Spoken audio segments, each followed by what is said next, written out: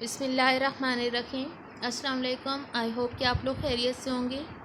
आज हम chapter number 12 electrostatics का सेकंड लेक्चर है हमारा। फर्स्ट लेक्चर में हमने कूलम्स लॉ को डिस्कस किया था।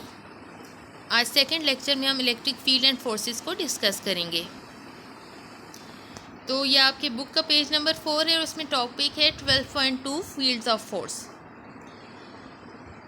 बेसिकली न्यूटन ने हमें जो ग्रेविटेशनल लॉ दिया था और कूलम ने जो हमें लॉ दिया था, उन दोनों से अगर हम उनका कंपैरिजन करें तो ये आपके पास न्यूटन की ग्रेविटेशनल लॉ इक्वेशन है और ये आपके पास कूलम्स लॉ इक्वेशन। इन दोनों से हम न्यूटन इक्वेशन से बेसिकली हम फाइंड कर सकते हैं ग्रेविटेशनल फोर्स और कूलम लॉ इक्वेशन से हम फाइंड कर सकते हैं इलेक्ट्रिक फोर्स का मैग्नीट्यूड और direction. Newton gravitation law equation को आप देखें तो यहाँ पर वो कहते हैं कि अगर हमारे पास कोई भी दो मैसेज हैं, कोई भी दो बॉडीज़ हैं जिनका मैस m1 एंड m2 है और वो एक सर्टेन डिस्टेंस r पर लाई कर रही हैं, तो वो दोनों एक दूसरे पर ग्रेविटेशनल फोर्स एक्सर्ट करेंगी, जिसका फार्मूला आपके सामने गिवन है। इसी तरह से दो चार्जेस अगर हमारे पास हैं और वो दोनों सर्टेन डिस्टेंस r पे लाई कर रहे हैं, तो वो दोनों एक दूसरे पे electric force according to coulomb इस इक्वेशन के ज़रिए जो है वो एक दूसरे पे इलेक्ट्रिक फोर्स एक्सर्ट करेंगे।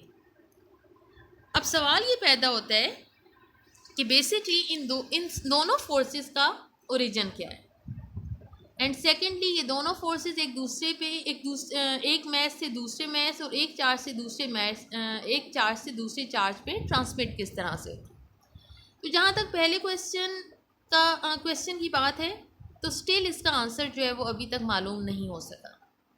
इसलिए हम इन फोर्सेस को बेसिक फोर्सेस कहते हैं, यानी इलेक्ट्रिक फोर्स एंड आपके पास जो ग्रेविटेशनल फोर्स है, दोनों आपके पास जो है वो बेसिक फोर्सेस हैं। इसके अलावा 3 फोर्सेस और भी हैं जिन्हें हम बेसिक फोर्सेस में शामिल करते हैं। टोटल 5 हैं, magnetic force, electromagnetic force and nuclear force.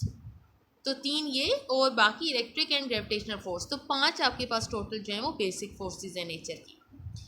अब आ जाते हैं सेकंड क्वेश्चन की तरफ कि ये फोर्सेस एक मैच से दूसरे मैच या एक चार्ज से दूसरे चार्ज में ट्रांसमिट किस तरह से होती हैं। इस क्वेश्चन का आंसर दिया था माइकल फैराडे ने अपनी एक थ्योरी में, और इसने इंट्रोड्यूस करवाया था बेसिकली सबसे पहले कॉन्सेप्ट इलेक्ट्रिक फील्ड का। फैराडे की थ्योरी के मुताबिक हर चार्ज के इर्द गिर्द इलेक्ट्रिक फील्ड उसके इर्द गिर्द जो रीजन है या स्पेस है उसमें इलेक्ट्रिक फील्ड मौजूद होती है और ये उस चार्ज की इंट्रिंसिक प्रॉपर्टी कहलाती है। इंट्रिंसिक प्रॉपर्टी बेसिकली आप कह लें कि नेचुरल प्रॉपर्टी है, बुनियादी खसूसियत है उस चीज़ की। फॉर एग्ज़ाम्पल जैसे सूरज है तो उसकी वो हमें हरारत देता है, वो हमें लाइट देता है, उसकी शुआएँ निकलती हैं, तो ये उसकी बेसिकली नेचुरल प्रॉपर्टी है या बुनियादी खसूसियत है, या हम कह सकते हैं कि ये सूरज की जो है वो इंट्रिंसिक प्रॉपर्टी है।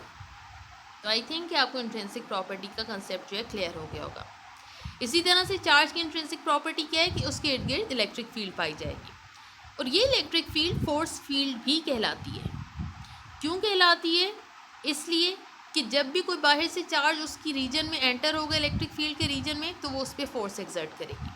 फॉर एग्जांपल एक क्लास में एक टीचर मौजूद है, आप टीचर को एज अ चार्ज कंसिडर करें और उस क्लास को वो रीजन कंसिडर करें जहाँ पर उस चार्ज का जो है वो इलेक्ट्रिक फील्ड जो है वो पाया जाता है। तो जब बाहर से कोई स्टूडेंट आएगा जिसको हम कहते हैं कि ये बाहर से एक चार्ज आ रहा है, तो लाजमी टीचर से परमिशन लेगा, यानी उसको मज़ाहमत का सामना करना पड़ेगा, उसको एक फोर्स फील होगी क्लास के अंदर एंटर होने से पहले। तो लाइकवाइज इसी तरह से जो है वो आपका यहाँ पे कंसेप्ट जो है वो आई थिंक क्लियर हो जाए कि जब भी बाहर से कोई जो है वो चार्ज आएगा तो उसको एक फोर्स एक्सपीरियंस करेगा, वो एक फोर्स का सामना करना पड़ेगा, इसलिए हम कहते हैं इलेक्ट्रिक फील्ड को फोर्स फील्ड।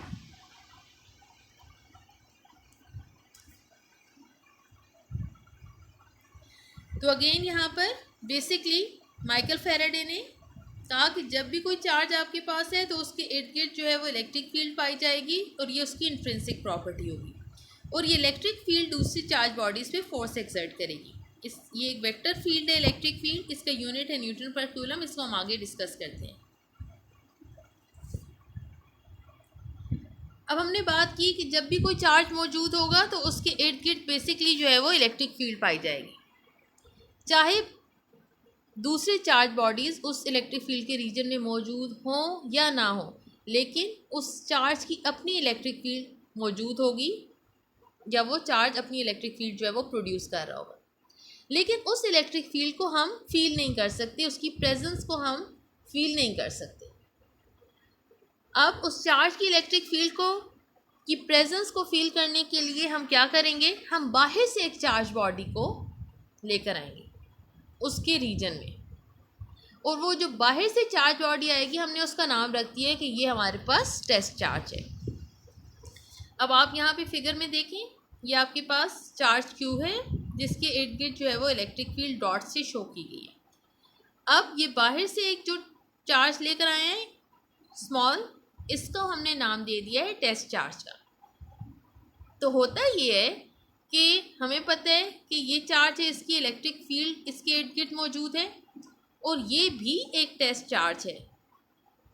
टेस्ट चार्ज है तो बेसिकली ये एक चार्ज ही है जिसकी हमने इसका नाम टेस्ट चार्ज दे दिया, लेकिन ये भी एक चार्ज है तो इसकी भी एक अपनी इलेक्ट्रिक फील्ड होगी।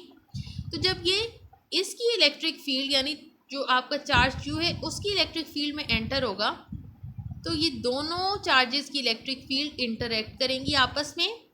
तो कूलम्स लॉ के मुताबिक ये एक दूसरे पे फोर्स एक्सर्ट करेंगी। कूलम लॉ ने क्या कहा था कि दो चार्ज बॉडीज़ जब एक सर्टेन डिस्टेंस पे मौजूद होती हैं तो वो एक दूसरे पे फोर्स एक्सर्ट करती हैं। तो बेसिकली जो हमने बात की थी कि हम एक चार्ज अगर हमारे पास अकेला मौजूद है तो हम उसकी इलेक्ट्रिक फील्ड मौजूद है लेकिन हम उसको फील नहीं कर सकते। हम उसको कब फील करेंगे, जब बाहर से कोई चार्ज उसके इलेक्ट्रिक फील्ड के रीजन में हम एंटर करवाएंगे। अब हम बात करते हैं कि ये डॉट लाइंस शो क्या कर, ये डॉट जो हैं इलेक्ट्रिक ये चार्ज के इर्द गिर्द जो डॉट्स हैं ये शो क्या कर रहे हैं, इनका मतलब क्या है।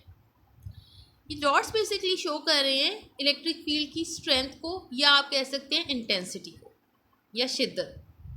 जितने डॉट्स करीब होंगे इसका मतलब है इलेक्ट्रिक फील्ड की स्ट्रेंथ उतनी ही ज़्यादा है, जितने ये दूर होते जाएंगे उतनी ही इलेक्ट्रिक फील्ड की स्ट्रेंथ या इंटेंसिटी कम होती जाएगी। तो अगर आप देखो एक चार्ज के करीब जो है डॉट्स जो हैं वो करीब करीब हैं, तो इसका मतलब है कि जितना आप रीजन जो है वो चार्ज के करीब होगा उतनी ही इलेक्ट्रिक फील्ड स्ट्रेंथ ज़्यादा होगी। जितना आप उससे दूर जाते जाएंगे उतनी ही इलेक्ट्रिक फील्ड की स्ट्रेंथ जो है वो वीक होती जाएगी।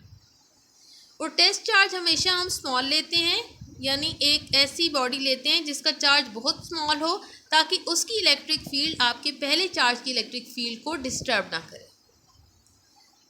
ये हमारे पास फार्मूला गिवन है 12.7 इक्वेशन में, जो कि इलेक्ट्रिक फील्ड स्ट्रेंथ या इलेक्ट्रिक फील्ड इंटेंसिटी को शो कर रहा है। ई से हम electric field intensity and it is equals to force per unit test charge. F electric force है जो हमने कूलम लॉ से फाइंड की थी, और Q naught basically test charge का चार्ज है। इसका यूनिट आपके पास है, अगर आप देखें तो एफ़ को हम न्यूटन में मेजर करते हैं और क्यू को कूलम में, चार्ज को हम कूलम में मेजर करते हैं। तो Newton per coulomb basically electric field strength का यूनिट है।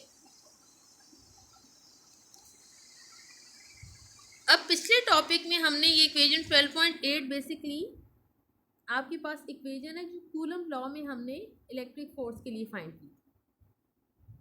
तो अगर हमारे पास एक चार्ज क्यू है और दूसरा क्यू नॉट है तो इसके दरमियान जो कूलम लॉ के अकॉर्डिंगली जो इलेक्ट्रिक फोर्स का फार्मूला है वो होगा 1/4πε0 Q naught divided by R square R unit vector. R unit vector basically electric force की डायरेक्शन को शो करने के लिए हम यूनिट वेक्टर यूज़ कर रहे हैं। अब इस इक्वेशन 12.8 को अगर हम अपने इस 12.7 में पुट करेंगे तो आपके पास क्यू नॉट दोनों साइड से कैंसिल आउट होगा और 1/4πε0 Q by R square R unit vector आपके पास इलेक्ट्रिक फील्ड स्ट्रेंथ की इक्वेशन आ जाएगी। इक्वेशन 12.7 एंड 12.9 बेसिकली दोनों ही इलेक्ट्रिक फील्ड स्ट्रेंथ को शो कर रही हैं, ये इलेक्ट्रिक फील्ड इंटेंसिटी को। तो कंफ्यूज होने की ज़रूरत नहीं है। बेसिकली दो फार्मूलाज हैं, एक ही चीज़ को शो कर रहे हैं। डिपेंड करता है कि न्यूमेरिकल अगर आपके पास आ रहा है तो उसमें डाटा क्या गिवन है, आप उसके अकॉर्डिंगली इक्वेशन 12.7 या 12.9 को यूज़ कर सकते हैं। तो दोनों ही बेसिकली इलेक्ट्रिक फील्ड स्ट्रेंथ को शो कर रही हैं।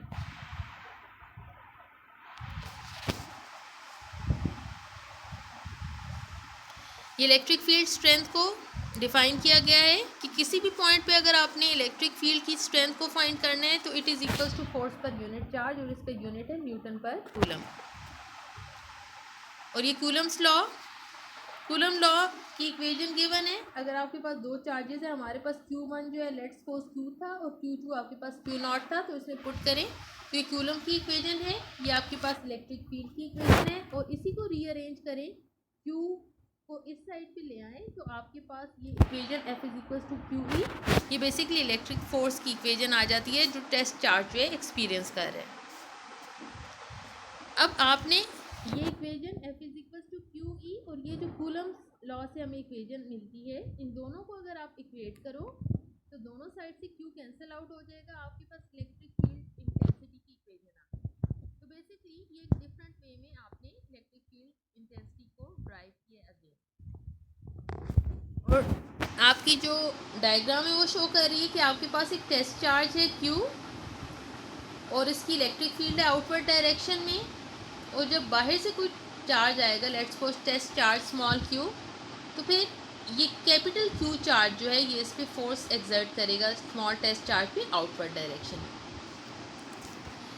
आई होप कि आप लोगों को ये इलेक्ट्रिक फील्ड का कंसेप्ट जो है वो क्लैरिफाई हो गया होगा। मैंने कोशिश की कि जो भी आपके जहनों में सवाल आ सकते हैं इस टॉपिक से रिलेटेड, उनको अच्छे से उनका आंसर दे सकूं, उनको उसको क्लैरिफाई कर सकूं।